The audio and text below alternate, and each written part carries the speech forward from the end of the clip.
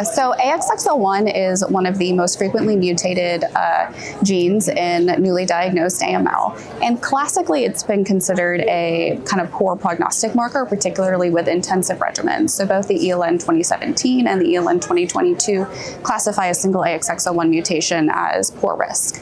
When we look at the kind of newer, lower intensity regimens, it's kind of become a little bit more complex with the new molecularly targeted therapeutics, including Venetoclax. So the new ELN 2024 risk stratification, it currently groups basically all mutations outside of TP53, FLT3-ITD, and the RAS mutations as kind of favorable risk, just because we don't have as much data in that space. And so what we really wanted to do was look at the impact of ASXL1 mutations in patients treated with kind of our contemporary lower intensity therapy plus Venetoclax regimens. So we retrospectively looked at a pool of 500 patients, and about 13% of those patients had ASXL1 mutations. And when we looked at them treated with lower intensity therapy plus Venetoclax, we found that the response rates was lower in patients with ASXL1 mutations. We also found that the relapse-free survival and overall survival was worse in those groups of patients and actually kind of resembled those with more intermediate risk disease, so those with FLT3-ITD mutations or RAS mutations.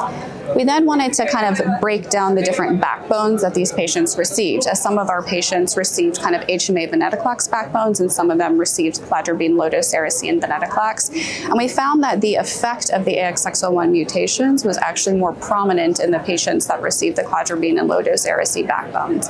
There was still a trend towards worse outcomes in those with HMA and Venetoclax, although it didn't reach statistical significance on its own. Then when we looked at multivariable analyses combining kind of other clinical factors and the treatment backbones, overall ASXL1 mutations still had a kind of worse prognosis.